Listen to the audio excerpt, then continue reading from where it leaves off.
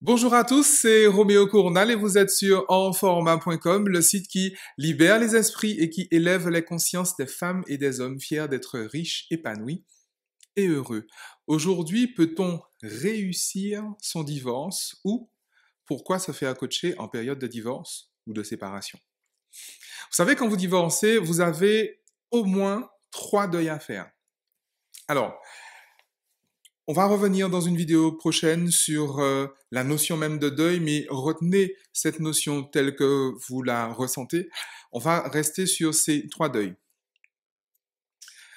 Le premier deuil à faire, c'est bien sûr le deuil de la personne qui part, mais aussi le deuil de la personne que vous quittez. Ça marche dans les deux sens en fait, hein. Ça marche vraiment dans les deux sens.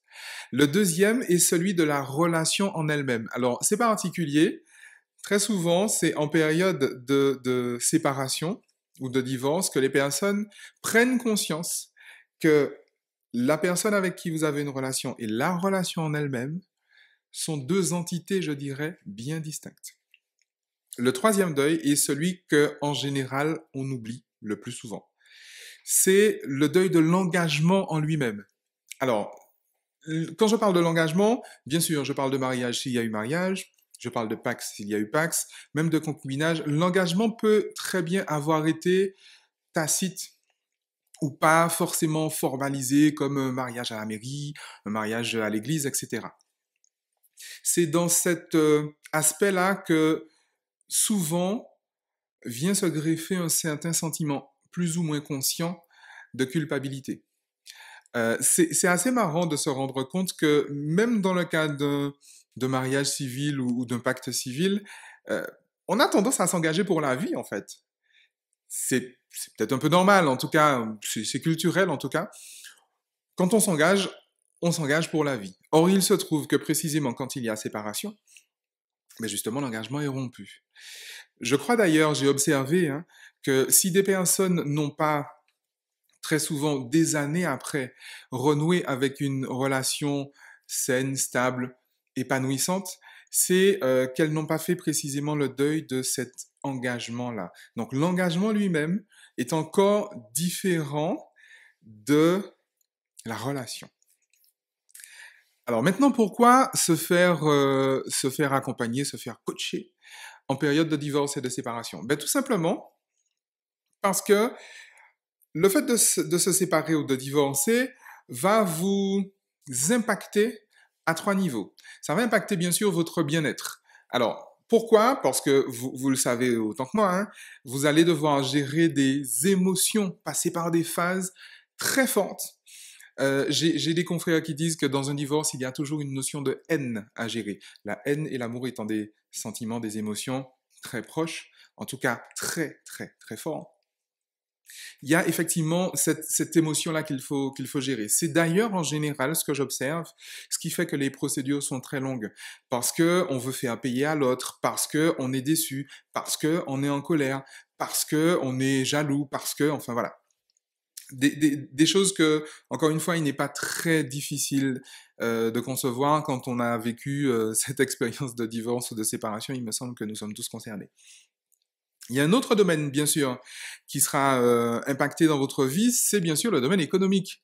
Alors, le se faire accompagner en période de divorce ou de séparation, ce n'est pas une dépense en plus. Bien au contraire, c'est une façon d'optimiser ses dépenses, d'optimiser ses finances.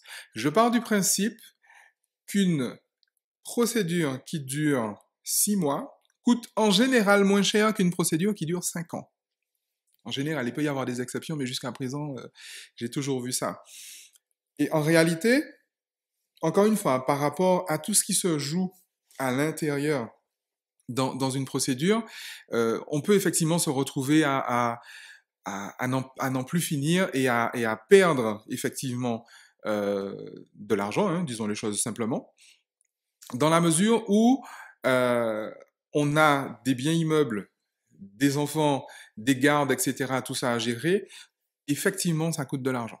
Et se faire accompagner en période de séparation et de divorce permet d'optimiser en fait ce champ-là de votre budget. Alors, il y a évidemment un autre domaine, et certainement le plus délicat, c'est celui de la vie sociale.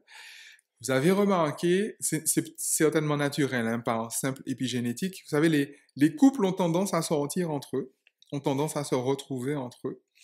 Et si demain vous n'êtes plus en couple, ben du coup, votre vie sociale en est complètement impactée parce que ben, vous n'êtes plus en couple. Et vous allez remarquer une tendance un peu naturelle à ce que vous soyez plus invité à certaines occasions par des amis qui sont en couple. C'est naturel. Je dis pas que c'est normal, je dis que c'est naturel malgré tout. Bien sûr, il y a la question, encore une fois, des groupes d'amis. Alors, il y a les amis, finalement, de votre ex. Euh, Certains vont rester vos amis, d'autres pas. Il y a vos amis à vous qui vont rester vos amis et d'autres pas, etc. Donc, il y a effectivement toute une gestion, effectivement, à avoir de votre vie sociale. Et c'est ce à quoi sert un coaching en divorce. Bon, j'appelle ça un coaching en divorce parce que ça fait hype, mais en fait, c'est simplement se faire accompagner en période de séparation. Qu'est-ce que n'est pas un coaching en divorce? Le coaching en divorce n'est pas une thérapie de couple. C'est pour ça qu'elle commence quand la procédure est engagée. Alors, bien souvent, l'une ou l'autre des parties n'est pas totalement d'accord avec le fait que la procédure soit engagée, mais le fait est qu'elle est engagée. Donc, on ne va pas commencer un coaching en divorce pour réparer un couple. C'est quand les choses sont actées, ok, on va divorcer, c'est comme ça. Quand est-ce qu'on peut également faire un coaching en divorce? Ça peut être bien après que la procédure soit terminée. Pourquoi? Parce que l'intérêt de ce type de démarche, c'est en un mot la résilience. Le but du jeu, c'est que votre divorce est une étape dans votre vie. Et ce n'est qu'une étape. Ce n'est pas censé être quelque chose de terrassant. Bien trop de personnes, finalement, ont une vie, finalement, il y a une vie avant, une vie après. Je suis pas sûr que ce soit très juste, en fait. Quand je parle de résilience, le but du jeu, c'est que la relation d'après sera meilleure, plus enrichissante, plus épanouissante que la relation d'avant. Mais ça dépend de vous. Et ça ne dépend que de vous. Ça ne dépend pas de l'autre partie. Ça dépend de vous. Vous savez que j'ai appelé ma méthode la méthode responsable. Ça a été l'une de mes premières vidéos sur cette chaîne que je vous invite à revoir. Et je pars du principe que tous et chacun, vous comme moi, nous sommes responsables de ce qui nous arrive et seuls responsables de ce que nous en faisons. Donc prenez les choses à cœur, mais pas tant que ça. Un divorce, une séparation, c'est douloureux, ça fait mal, ça fait souffrir, d'accord. Mais avec le recul, ce n'est qu'une étape dans votre vie. Et en tout cas, c'est ce que je vous propose en fait en termes d'accompagnement. Dernier petit détail très important, un coaching en divorce, ça fait mais alors très rarement plus de 3 séances. Principe de base en physique quantique, vous observez, plus vous vous concentrez sur une situation, plus vous la faites exister. Donc moins de temps on passera sur ça et plus vite on en sera sorti, sachant que le but du jeu est d'en sortir et d'en sortir grandi. Voilà, si vous voulez aller plus loin, vous pouvez bien sûr prendre rendez-vous. J'ai mis un lien juste en dessous de cette vidéo. Si vous voulez aller plus loin et étudier votre cas à vous personnellement, vous pouvez bien sûr nous faire vos retours d'expérience et vos commentaires sur cette vidéo. Merci de l'avoir suivi. Gardez bien en tête que le plus beau est devant nous. Ciao.